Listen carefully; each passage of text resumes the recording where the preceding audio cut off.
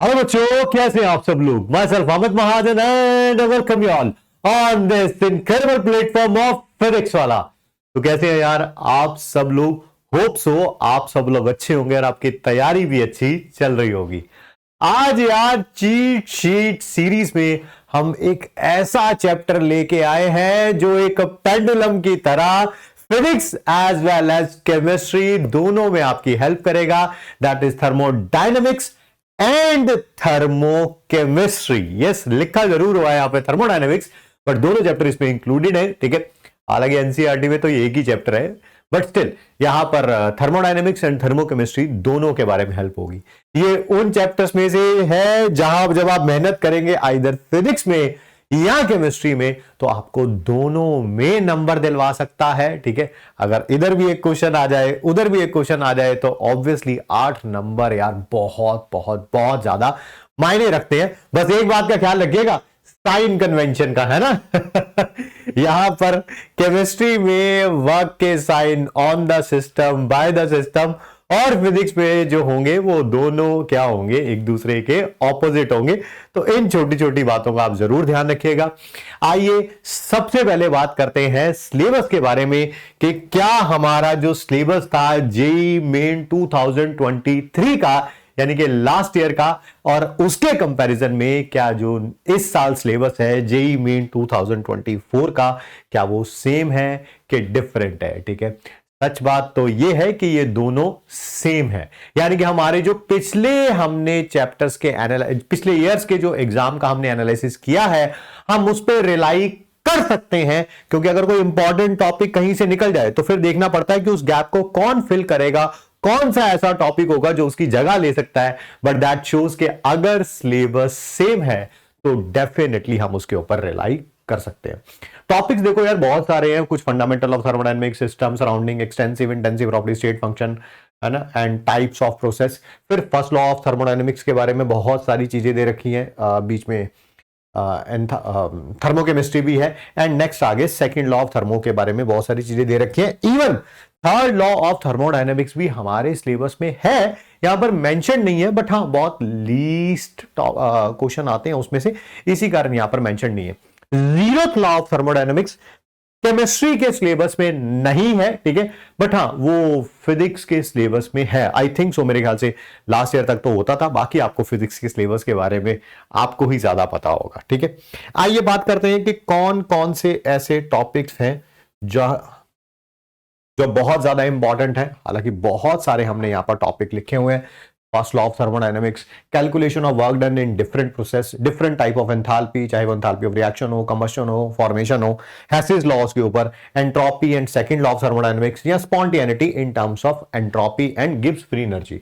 कुछ less important topics भी हैं जो टर्मिनोलॉजी से रिलेटेड है, system, surrounding, types of system, types of process, extensive intensive properties, calorimeter. ठीक है, डिफरेंट टाइप ऑफ एंथैल्पीज, इन एंथैल्पीज को छोड़ के बाकी एंथैल्पीज जो है वो बहुत ज्यादा इंपॉर्टेंट नहीं है। और जैसा कि मैंने बताया कि थर्ड लॉ ऑफ थर्मोडायनेमिक्स भी हमारे सिलेबस में है, हालांकि वो जेईई मेन वाले में लिखा नहीं हुआ, बट उसमें से भी क्वेश्चन आया, बट बहुत कम बार, इसी कारण हमने उसे लेस इंपॉर्टेंट टॉपिक्स में रखा है। देखिए यहां पर आपको पता ही है कि चैप्टर बड़ा है, ठीक है, लिखे तो बहुत सारे टॉपिक्स हुए हैं यहां पे, ठीक है, बट फिर वही बात, कल हमने अगर इलेक्ट्रोकेमिस्ट्री की बात करी थी, उसमें जो अगर दो मोस्ट इंपॉर्टेंट टॉपिक्स की बात करें तो एक था कल जो हमने बात करी थी नस्ट इक्वेशन, और दूसरा था कंडक्टेंस, साथ में इलेक्ट्रोड पोटेंशियल वगैरह भी था। ठीक है, बट नस्ट इक्वेशन के ऊपर ना न्यूमेरिकल टफ भी बन सकता है। कुछ क्वेश्चंस में देकर भी गया था और आपने बहुत सारे बच्चों ने उसका आंसर भी दिया, which is very very good. That shows कि आप लोग अपना जो है एग्जाम की तरफ प्रिटी मच फोकस्ड है, आप किसी भी चीज को लाइटली नहीं लेते हैं। ठीक है, यहां पर भी अगर आप देखें तो बहुत सारे टॉपिक्स तो हैं, but I want you to lay emphasis on those topics जो सबसे ज्यादा आसान है, सबसे कम टाइम में किए जा सकते हैं, एज वेल एज सबसे ज्यादा इंपॉर्टेंट भी है, and that is this one, topic number third. ठीक है, अगर आप ये नीचे के थर्ड, फोर्थ एंड फिफ्थ देखें, तीनों इंपॉर्टेंट है, but I would say this is the most important. सबसे आसान हिस्सा भी इस चैप्टर का यही है और सबसे ज्यादा क्वेश्चन भी इसी में से आते हैं। यहां से अगर न्यूमेरिकल भी आएगा तो बहुत ज्यादा लेंथी कैलकुलेशन वाला नहीं होगा, कोई इंटीग्रेशन वगैरह बहुत ज्यादा यूज नहीं होगी, ठीक है, अनलेस और अनटिल कोई लाइक सीपी का क्वेश्चन आ गया, वो वेरिएबल है, टेम्परेचर के ऊपर डिपेंड करती है, कोई इंटीग्रेट करके देखना है, वैसे क्वेश्चन आने के चांसेस लाइक 10-12 शिफ्ट्स में एक बार आई, या एडवांस में आने के चांसेस जरूर रहते हैं उसके, बट जनरली जो क्वेश्चन आएगा वो इनके ऊपर जो क्या आएगा, काफी आसान आएगा। थर्ड, फोर्थ एंड फिफ्थ, ये सबसे ज्यादा आसान टॉपिक्स भी हैं, सबसे ज्यादा ध्यान दीजिएगा थर्ड वाले पे, पर फोर्थ फिफ्थ भी आसान है, ठीक है, as compare to this one, क्योंकि इसके ऊपर जब क्वेश्चन आएगा थोड़ा सा टफ क्वेश्चन बन सकता है। वैसे तो आसान क्वेश्चन भी बन सकता है भाई, कई बार तो ऐसा ही क्वेश्चन आया सीधा फर्स्ट लॉ ऑफ थर्मोडायनेमिक्स में delta U is equal to Q plus W, delta U दे रखा है, क्यू दे रखा है, डब्ल्यू पूछ रखा है आपसे, ठीक है, कई बार आसान क्वेश्चन भी आया, बट हाँ इसके ऊपर अच्छा कैलकुलेशन वाइज भी क्वेश्चन बन सकता है। बट मैं अगर कहूं सबसे ज्यादा ध्यान दीजिएगा तो थर्ड पे, फोर्थ पे और फिफ्थ पे, आसान भी है और एज वेल एज इंपॉर्टेंट भी है। आइए देखते हैं इन पांचों टॉपिक्स का बाइफैब्रिकेशन क्या कहता है पिछले कुछ सालों का। देखिए सबसे ज्यादा क्वेश्चन, जैसा कि हमने बताया था, क्वेश्चन आएगा सबसे ज्यादा एंथैल्पी और हेसिस लॉ पे, that is 47% of the questions have been asked from this chapter only, ठीक है। फिर उसके बाद है calculation of work done in different process, that is 20%, spontaneity and entropy 22%, और जो छोटे छोटे टॉपिक है इंटेंसिव एक्सटेंसिव प्रॉपर्टी उसके ऊपर हिट। यहां पर अगर देखेंगे इस ग्राफ के हिसाब से तो ये दोनों सबसे ज्यादा इंपॉर्टेंट है, वही हमने यहां पर लिखे भी हैं, ठीक है। कुछ क्वेश्चंस के बारे में भी बात करते हैं। अच्छा, ये भी एक ऐसा चैप्टर है जिसमें से कॉन्सेप्चुअल क्वेश्चन आने के चांसेस थोड़े से कम है, आएगा तो बहुत सिंपल सा ही आएगा, ठीक है। हाँ, न्यूमेरिकल आने के चांसेस काफी ज्यादा रहते हैं। मैं फिर बोल रहा हूं, ध्यान इस चैप्टर पे जरूर दीजिएगा, क्योंकि वो फिजिक्स और केमिस्ट्री दोनों में नंबर दे के जाएगा आपको, या दोनों में से नंबर खींच के जाएगा आपके, ठीक है। जैसे कुछ क्वेश्चंस हैं, ये कॉन्सेप्चुअल बेस्ड क्वेश्चन है, लिखा हुआ है 4 अलग अलग प्रोसेस हो रही हैं 300 केल्विन पे, डेल्टा एच दे रखा है, डेल्टा एस दे रखा है, आपको बतानी है number of non spontaneous process. हालांकि आंसर तो इसका 2 दे रखा है, बट वो कौन सी 2 नॉन स्पॉन्टेनियस प्रोसेस होंगी जिसका डेल्टा जी जो आएगा वो क्या आएगा, पॉजिटिव आएगा। और डेल्टा जी का रिलेशन क्या है, डेल्टा एच और डेल्टा एस के साथ, that is delta H minus T delta S. मुझे जरूर बताइएगा आप लोग कमेंट करके कि वो कौन सी ऐसी 2 प्रोसेस हैं। देखो, छोटी छोटी बातों पे ध्यान देना बहुत ज्यादा जरूरी है, चाहे वो फिजिक्स में हो या केमिस्ट्री में हो। देखिए, अगर मैंने अभी बोला delta G is equal to delta H minus T delta S, delta H भी दे रखा है, डेल्टा एस भी दे रखा है, टी भी दे रखा है, बच्चे सीधा सॉल्व करने लग जाएंगे। बट जरा ध्यान से देखिए, यहां पर डेल्टा एच किलो जूल में दे रखा है, यहां पर डेल्टा एस जूल में दे रखा है। तो ये जो इंटर कन्वर्जन है छोटे छोटे टॉपिक्स का, ये भी आपको पता होना चाहिए। नेक्स्ट बात करेंगे हम ये डिफरेंट टाइप ऑफ एंथैल्पीज और हेसिस लॉ के ऊपर। ये भी वही क्वेश्चन है, मेरे ख्याल से 3 हीट ऑफ कंबशन दे रखी हैं, इथेनॉल की, कार्बन की और हाइड्रोजन की। आपसे हीट ऑफ फॉर्मेशन पूछा हुआ है।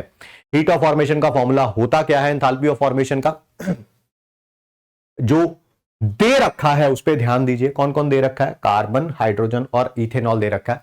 एंथैल्पी ऑफ कंबशन रिएक्टेंट का minus enthalpy of combustion product का। बस इक्वेशन लिखनी है और उसको अप्लाई करना है, ज्यादा दिमाग इसमें लगाना नहीं है।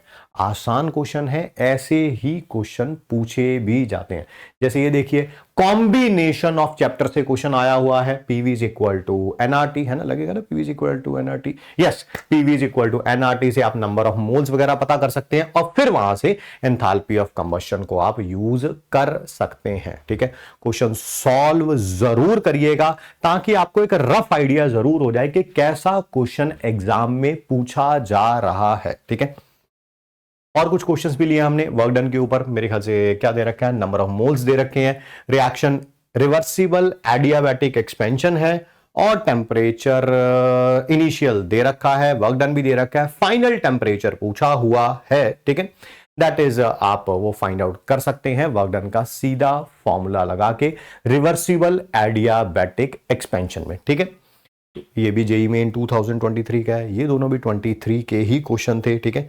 और भी कुछ क्वेश्चंस दे रखे हैं, क्वेश्चन सॉल्व जरूर करिएगा, ठीक है। जनरल क्वेश्चन भी कई बार पूछे जाते हैं, जैसे ये क्वेश्चन दे रखा है, ठीक है। एक हीटर है 60 वॉट का, ठीक है। कितने सेकंड तक रखा है उसको, 100 सेकंड तक। कांस्टेंट वॉल्यूम का कंटेनर है एडियाबैटिक वॉल्स में, टेम्परेचर इतना बड़ा है, हीट कैपेसिटी पूछी हुई है ना। तो जनरल चीजों पे भी क्वेश्चन पूछे जाते हैं, बट हाँ इनके पूछे जाने की प्रोबेबिलिटी जो है वो थोड़ी सी कम है। मैक्सिमम क्वेश्चन किस टाइप के आएंगे, मैक्सिमम इस टाइप के आएंगे, ठीक है, या इसके ऊपर क्वेश्चन पूछे जा सकते हैं, ठीक है। इन क्वेश्चंस को सॉल्व जरूर करिएगा और हमें बताइएगा कि आप इनको कर पाए हैं या नहीं कर पाए हैं, ठीक है। इंपॉर्टेंट चैप्टर, फिजिक्स के पॉइंट ऑफ व्यू से, केमिस्ट्री के पॉइंट ऑफ व्यू से। अपना मोमेंटम को बनाए रखिए। लास्ट के 10-15 दिन जब आपके बच जाते हैं तो बहुत सारी एंजाइटी डेवलप होने लगती है विदाउट एनी रीजन, है ना, विदाउट एनी रीजन।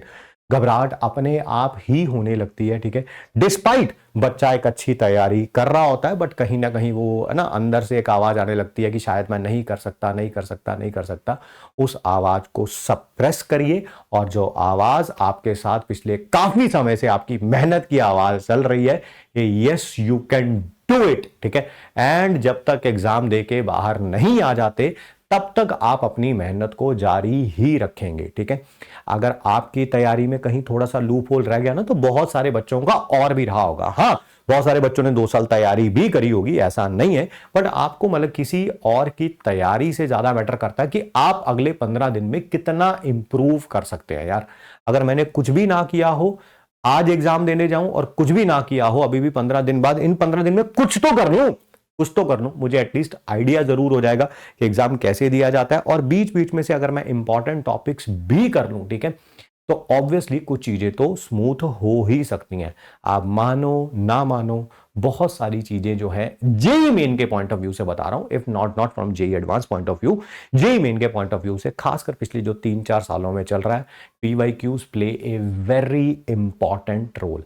इवन अगर आपका मान लीजिए किसी 2-3 दिन बाद वाली शिफ्ट में एग्जाम है, तो पीछे जिस शिफ्ट में एग्जाम्स हुए हैं, ठीक है, उनको जरूर देख के जाइएगा, जरूर देख के जाइएगा कि जैसे मान लीजिए पिछले की शिफ्ट में एंथैल्पी ऑफ कंबशन पे क्वेश्चन आ गया, तो आपकी वाली शिफ्ट में एंथैल्पी ऑफ फॉर्मेशन पे आ सकता है। उसमें एंथैल्पी ऑफ फॉर्मेशन पे आ गया तो आप वाली में एंथैल्पी ऑफ कंबशन पे आ सकता है। ये छोटी छोटी चीजें अगर इन पे भी ध्यान देंगे तो आप पेपर को बहुत अच्छे तरीके से अटेम्प्ट कर पाएंगे, ठीक है। तो मिलते हैं जी आप सबसे नेक्स्ट क्लास में। Thanks for giving us your time. Thank you बच्चों।